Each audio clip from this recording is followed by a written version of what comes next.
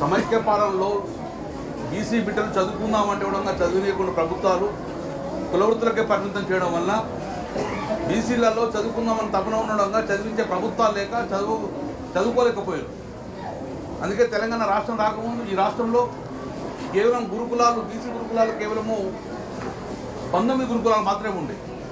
అందులో 7,500 మంది విద్యార్థులు మాత్రమే చదువుకున్నారు. అంతకన్నా ఎక్కువ బిడ్డలు చదివించే పరిస్థితి లేదు. తద్వారా విద్యకు దూరంగా ఉండే బీసీ బిడ్డలు. అందుకే గౌరవ ముఖ్యమంత్రి కేసీఆర్ గారు ఈ బీసీ బిడ్డలు చదివిస్తే మట్టిలో మాణిక్యాలు వెళ్తాయి అని చెప్పేసి ఈ యొక్క రాష్ట్ర భవిష్యత్తు బీసీ బిడ్డలు ఉంటారని చెప్పేసి భావించు.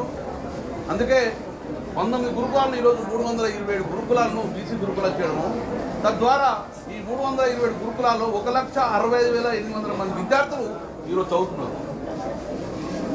10 సంవత్సరాల కేసీఆర్ పరిపాలనలో ఎక్కడ ఇబ్బంది లేక తల్లిదండ్రులంగా కులవృత్తులు బంద్ చేసి తన బిడ్డలను ఈరోజు స్కూళ్ళకు పంపించిన పరిస్థితి ఉండేది. కానీ ఈరోజు ఒక బీసీ బిడ్డగా బాధపడుతున్న బీసీ విద్యార్థులు ఈ ఆసుపత్రి వస్తే ఆ 10 సంవత్సరాలు ఎలా ఉండే పిల్లలు సంతోషంగా ఉంటుంది చెప్తున్నారు వాళ్ళు. కానీ ఇప్పుడున్న 8-9 నెలల లోపల ఒకటేసారి ఈ వ్యవస్థను నిర్వీర్యం చేయడం జరిగింది. ఈరోజు డైట్ ఛార్జీలు లేవు, ఈరోజు కాస్మెటిక్ ఛార్జీలు రాలేదు. పిల్లలు కూడా మీరున్నప్పుడు ప్లేట్లు ఇచ్చిండ్రు, మనకు ట్రాక్ డ్రెస్సులు ఇచ్చిండ్రు, బ్యాగులు ఇచ్చిండ్రు, కానీ ఇప్పుడు వచ్చే పరిస్థితి లేదు. అంటే బీసీలు మళ్ళీ విద్యకు దూరం చేసే ప్రయత్నం చేస్తున్నారు. మేమే తన చైర్మన్ ఆ రోజు చేరినప్పుడు మేము ఒక భయంతో పనిచేసాం. ఎక్కడ బీసీ బిడ్డలు ఒక బిడ్డ కూడా డ్రాప్అవుట్ కావద్దని చెప్పేసి భయంతో పనిచేసినాం. 3 నెలలకోసారి హైదరాబాద్లో సమీక్షలు పెట్టాం, ఆర్సీఓలతో సమీక్షలు పెట్టాం, వార్డెన్లతో సమీక్షలు పెట్టాం, ప్రిన్సిపాల్తో సమీక్ష పెట్టాము. అక్కడ ఉన్న ప్రాబ్లమ్స్ వెంటనే అక్కడనే శాంక్షన్ చేసుకొని గౌరవ ముఖ్యమంత్రి దాన్ని గ్రీన్ ఛానల్ ఇచ్చి అక్కడక్కడ శాంక్షన్ చేసుకొని ప్రజలకు ఈరోజు ఇంటికన్నా ముఖ్యము బీసీ హాస్టల్ అని చెప్పేసి ఉండే పరిస్థితి ఈరోజు కుప్పగులే పరిస్థితికి వచ్చింది. ఈరోజు ఎట్లయితే పిల్లలు పంపిస్తారా తల్లిదండ్రులు, పిల్లలు చదువుకోగలుగుతారా?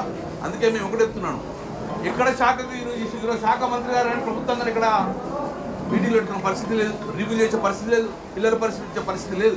ఇట్లయితే మా బీసీలు అందరూ డెఫినెట్గా మా బిడ్డల భవిష్యత్తు అంధకారం బట్టి మేము పోరాటం చేయక తప్పదు. అందుకే ఇప్పటికి ఇమ్మీడియట్గా అయినా ప్రభుత్వం స్పందించండి, రివ్యూ మీటింగ్ పెట్టండి, పిల్లలకు గ్రీన్ ఛానల్ అందించండి, పిల్లలు ఎంకరేజ్ చేసుకోండి, విద్యను కూడా నిర్మితం చేయకుండా. తద్వారా బీసీలకు గతంలో తెలంగాణ రాష్ట్రాలకు ఎలా అన్యాయం జరిగిందో అలాగే వాళ్ళు అన్యాయం చేసే ప్రయత్నం కాబట్టి ఒక బీసీ బిడ్డగా, బీసీ జాతి బిడ్డలుగా డెఫినెట్గా పోరాడితే ప్రభుత్వం ఇప్పటికే మేల్కొలవండి.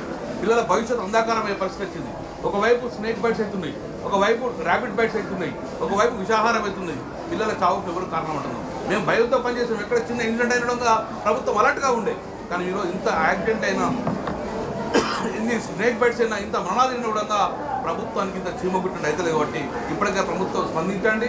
పిల్లల భవిష్యత్తులో ఆటలాడుకోకండి. పిల్లల భవిష్యత్తును మీరు బంగారు తీసుకు లేకుంటే డెఫినెట్గానే రాబోయే కాలంలో బీఆర్ఎస్ పార్టీ పిల్లల పక్షాన, బీసీ పిల్లల పక్షాన పోరాటం చేస్తుంది.